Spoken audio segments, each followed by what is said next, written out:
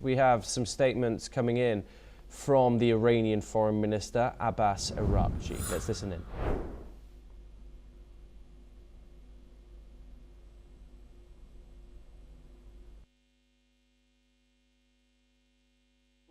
To diplomacy. And I think we have a very good record of that. Contrary to Americans, that their record is very bad and very negative. You know, this is the second time that we negotiated with Americans and they decided to attack us right in the middle of negotiation. So the first, rocket or missile or whatever that they fired hit the negotiation table. It happened exactly the same last June. We had another experience. We negotiated with them together with other members of P5+1, and we concluded a deal in 2015, and it was the US who withdrew with no justification, with no reason. And Iran remained committed to that deal as long as it was in place. So nobody can question Iran's good faith and readiness for diplomacy. The Iranian Foreign Minister there. We move on to some further updates. The Israeli army has reported delivering a severe blow to Iran's command and control centers following a fresh wave of airstrikes targeting military infrastructure across the Islamic Republic. The Israeli army spokesperson Efi Defrin revealed more than 100 Israeli Air Force fighter jets struck key Iranian regime headquarters simultaneously. He confirmed that the Israeli Defense Forces are systemically dismantling Iran's core military capabilities, including its ballistic missile array, air defense systems, and command and control centers. Defrin highlighted that a series of powerful strikes were carried out across Tehran, marking a significant escalation in the ongoing military operations. Let's listen in to what the IDF spokesperson has said. יותר מ-100 מטוסי קרב של חיל האוויר תקפו במקביל מפקדות מרכזיות של מערכי המשטר האיראני. אלו תקיפות משמעותיות ועוצמתיות. כעת אנחנו מפרקים באופן שיטתי את מערכי הליבה שלו ומעמיקים את הפגיעה במשטר. לפני מספר שעות, צה"ל השלים גל תקיפות נרחב ברחבי טהרן. אנחנו תוקפים את המערכים המרכזיים ביותר של המשטר. מערך הטילים הבליסטיים והיכולות הצבאיות, מערכי ההגנה האיראנים, טילי הקרקע האוויר, ומטרות הפיקוד והשליטה של המשטר האיראני. We move on now. Thousands have gathered in Karachi, Pakistan to mourn protesters killed outside the US consulate, even as unrest over the death of Iran's supreme leader has claimed the lives of 23 lives across the country. At least 10 people have died and 34 were wounded when security officials fired on demonstrators who breached the consulate wall. Protesters had set a vehicle ablaze and chanted anti-US slogans before being pushed back, witnesses have said. Meanwhile, regional mourning continued in Cape Town, South Africa, where Shia communities gathered to pay respects to Khamenei. In Paris, thousands of Iranian protesters took to the streets, celebrating what they called a small opening after nearly 50 years. However, gunfire and tear gas were reported in Karachi as the provincial government ordered a high-level inquiry into the clashes. Matthew, mixed reactions, of course, from both inside Iran and from around the world.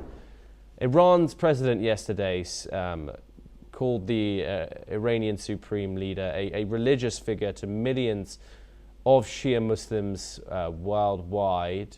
What are you making of the mixed reaction? Hard to frame celebrations at times amidst all the violence, but of course for a lot of people this is an opening for a time where a repressive regime could be toppled after 50 years of rule. What are you making of the global reaction? Well, people who are sympathetic to the Twelvers, the Shiite sect that has apocalyptic visions, of course they're going to be upset that their supreme leader was killed. So this is not a surprise. It's hard to imagine anybody outside of this of the Twelvers have much affection, though, for Ayatollah Khamenei. But I'm sure some people probably viewed him as an inspirational leader in his own way, and are upset about it. But the riots, the people trying to protest and getting unruly outside of the U.S. consulate in Pakistan, that's not surprising. If it's a day ending in a Y, Muslims are rioting somewhere, and that's just what their culture does, unfortunately. And the killing of the assassination, I guess you could call it, of Ali Khamenei gives them as good enough a reason as any to riot. And so there's probably going to be some more of that, I would expect. But I don't think, I'm not sure if even in the Muslim community, around the world, if Ali Khamenei had widespread support. I don't think most Muslims outside of Iran and the parts of the Iranian diaspora regard him as someone worthy of following. So he has his supporters, but I really don't think he has a lot of them. Okay, Matthew Vadum, thank you so much for joining us here on NewsX World. Great pleasure to talk to you. We move on to some further updates. German Chancellor Friedrich Merz has urged Iran to immediately cease its indiscriminate attacks following retaliatory strikes on Gulf states. Merz expressed concern over the potential escalation of tensions after the US and Israeli military operations, which led to the deaths of several high-ranking Iranian officials, including the supreme leader. He stated that the German government shares the relief of many Iranians as the Mullah regime nears its end. Merz also emphasized the joint interests of Germany, the US and Israel in halting Iran's dangerous nuclear and ballistic ambitions, despite the risks involved in the ongoing military operations. Let's listen in. Wir wissen nicht, in welche Eskalation die harten iranischen Gegenschläge die Region noch ziehen werden. Die Sorgen unserer Partner in Irans unmittelbarer Nachbarschaft am Golf und in Europa nehmen wir sehr ernst. Wir fordern Teheran deshalb auf, diese wahllosen Angriffe sofort zu beenden.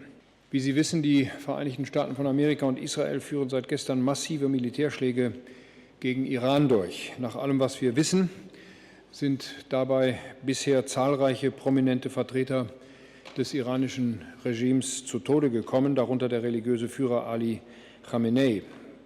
Damit ist die Schwelle in eine ungewisse Zukunft überschritten. Die Bundesregierung teilt deshalb die Erleichterung vieler Iranerinnen und Iraner, dass dieses Mullah-Regime jetzt an sein Ende kommt. Mit den Vereinigten Staaten und Israel teilen wir das Interesse daran, dass der Terror dieses Regimes aufhört und die gefährliche nukleare und ballistische Aufrüstung gestoppt wird. Die Militärschläge sollen das zerstörerische Spiel eines geschwächten Regimes beenden. Das ist nicht ohne Risiko. Merz has also condemned any form of anti-Semitic or anti-American attacks on German soil, vowing to protect Jewish, Israeli and American institutions. Speaking in Berlin, Merz emphasized Germany's commitment to public safety and confirmed that a National Security Council meeting was held to assess the evolving situation. A Japanese government spokesperson confirmed that Japan